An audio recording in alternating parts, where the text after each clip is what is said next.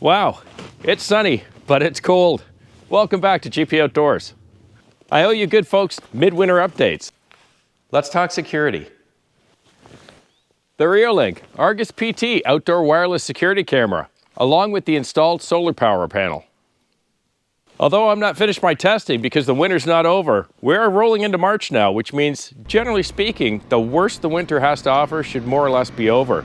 We're still in for another month and a half with the odd snow here and there as we start to approach spring, but we have been through the freezing rain, the hail, snowstorms, windstorms, the -30, -35 degrees Celsius temperatures, and a whole lot of snow. So let's talk updates. The ARGUS PT by ReoLink.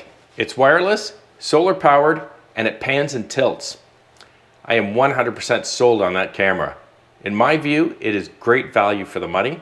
It's reliable and it works flawlessly for 5 months now in the coldest weather we get all year here in Canada.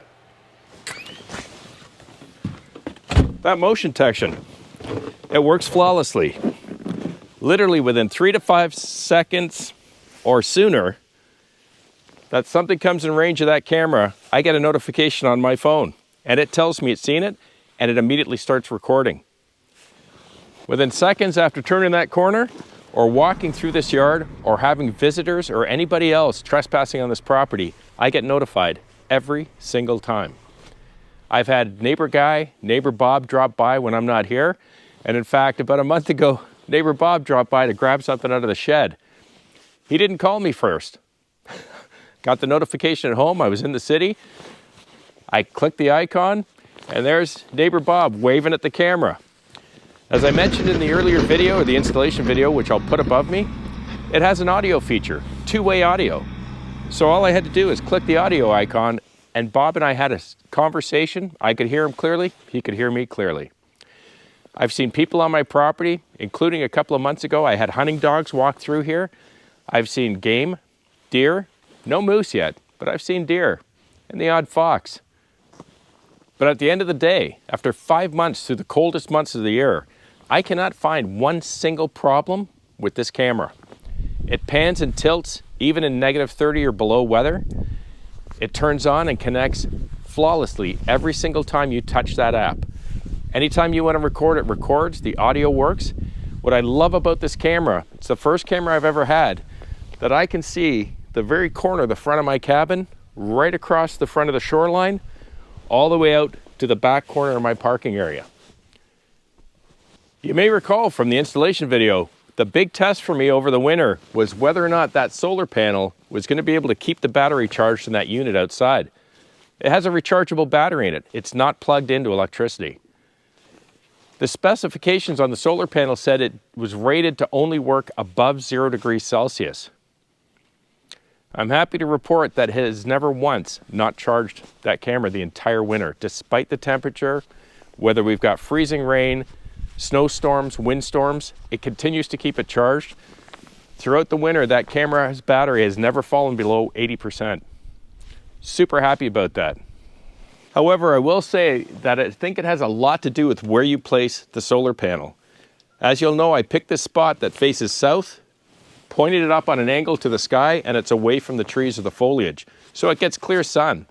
And for those of you that are familiar with solar, whether it's a bright, clear, sunny day or it's an overcast, gray day, panels will always produce some level of energy. What I am impressed about is it either has some kind of a special coating on it, or perhaps it's just the angle I've put the panel at. But even when we've had a few times where we've had a foot of snow at a time, I come out here and that panel is clear as you see right now. It never accumulates snow or debris. It always somehow keeps itself clear, even in tough conditions. And if you remember, that solar panel was a deal breaker for me because I had no intention of trying to run electricity outside to that camera. The app and the interface on the phone, the most intuitive app out of all of the cameras that I've tested here, as well as the ones I currently have installed here and in the city. It's just simple. And I need simple. I don't like complicated.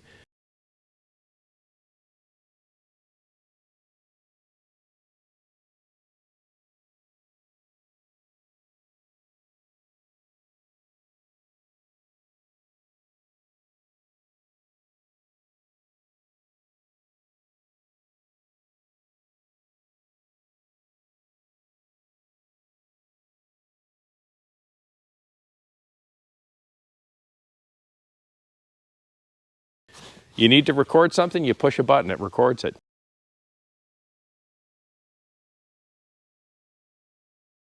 You want to share a clip to a friend or to your email for future, you push a button.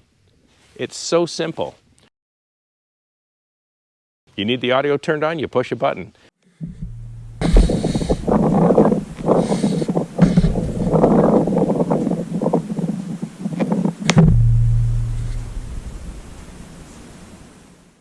The cloud service works flawlessly. Every time it sees motion or you turn the camera on, by the time I go to my cloud service and push to see the recording or what motion was triggered, it's already sitting in the cloud, ready for me to watch every single time.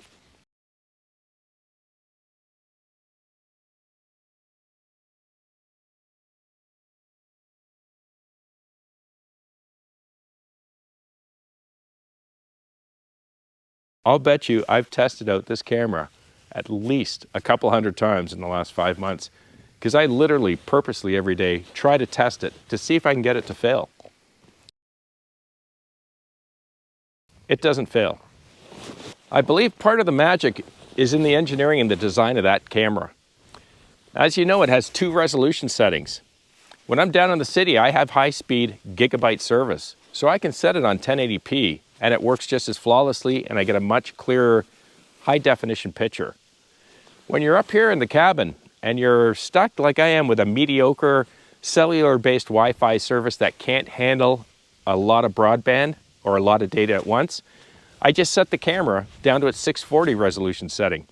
And again, picture's not HD, but I can see it pretty clearly. And I get it every time I want it without fail. At the end of the day, in my humble opinion, great value for the money, but more importantly, a reliable, quality-built camera. Man, that is cold today.